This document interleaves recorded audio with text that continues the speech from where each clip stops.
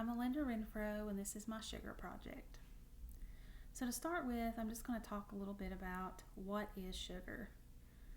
Sugar is a simple carbohydrate that provides our bodies with fuel.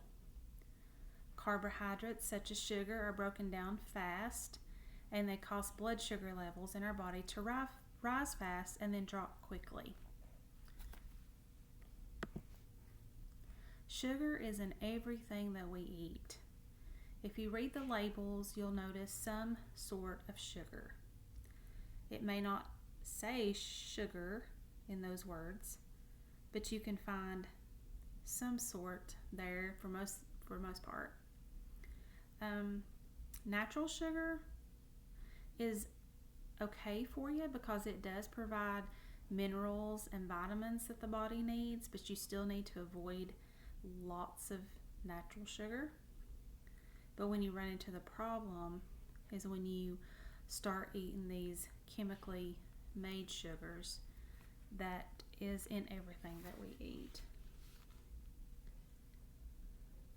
Sugar naturally can be found in things like fresh fruit and milk, and then added sugar is found in almost everything else, like juice, soda, candy, baked items, bread, etc. This list could just go on and on and on and on. Our bodies actually process different types of sugar the same, but like I said, when you eat natural sugar versus the added sugar, you are getting some mineral, vitamins, and possibly fiber.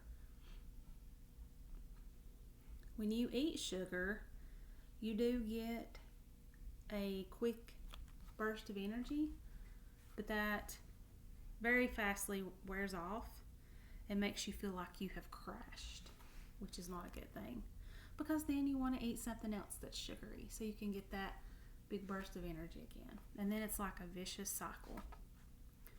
Sugar addiction is a real thing. Studies have been done on mice that show that sugar can be as addictive as opioids, which is crazy to me because obviously we know opioids is drugs.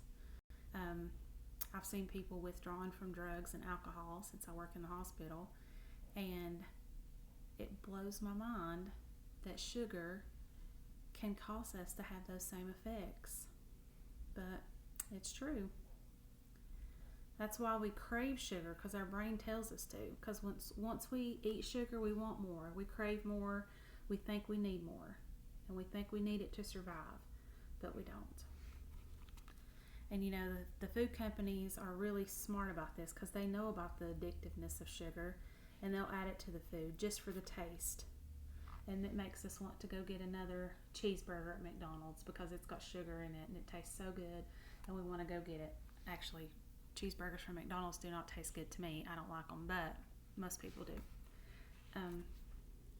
But anyway, our bodies tells us that we like something, and then we want it, and then we need it, but it's just our minds playing tricks on us because we actually don't want and need all that sugar. Sugar does provide some short-term energy for us, like I was saying, but it's not what we need to sustain a healthy life. It's just a quick burst of energy that goes away very quickly.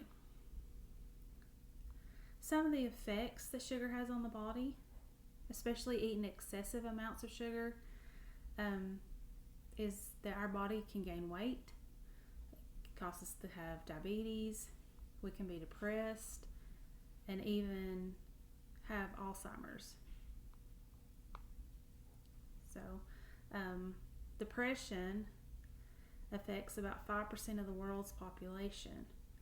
And there was a study done that showed sugar consumption that was higher than normal was definitely linked to depression.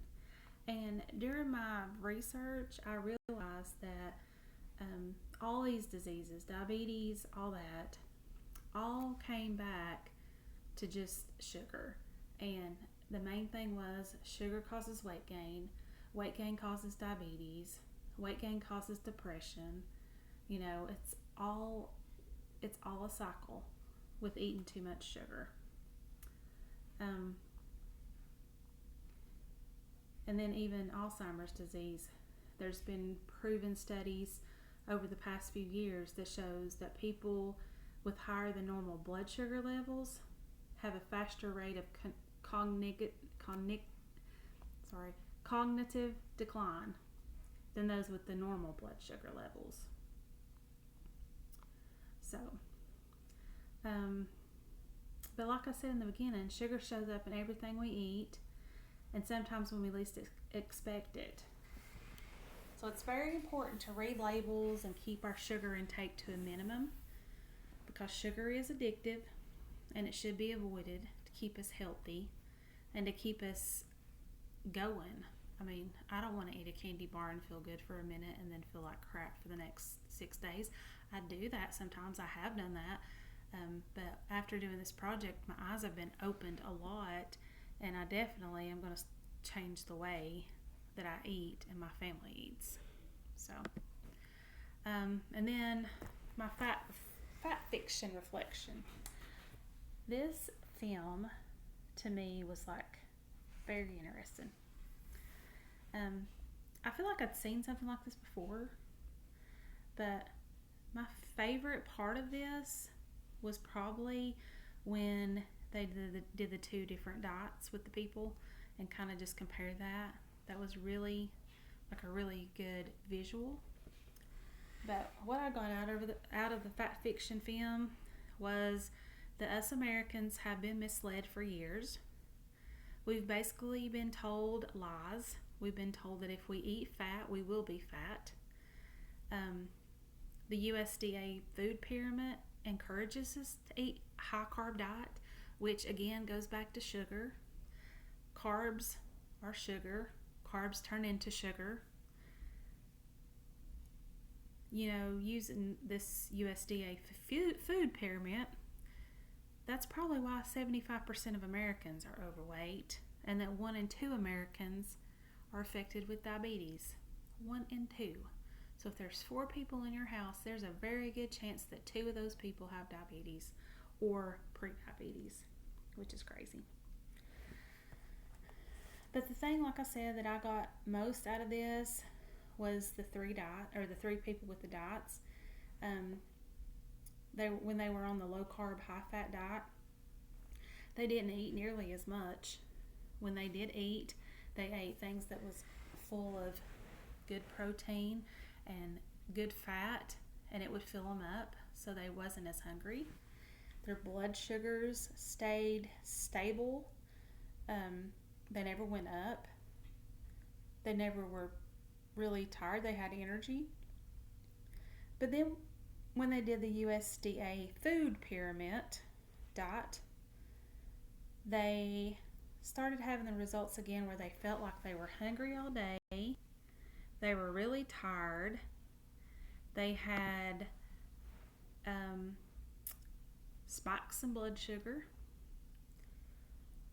So there was just proof from 3 people. I mean, these 3 people didn't even know each other, and they all gave the same results for this diet.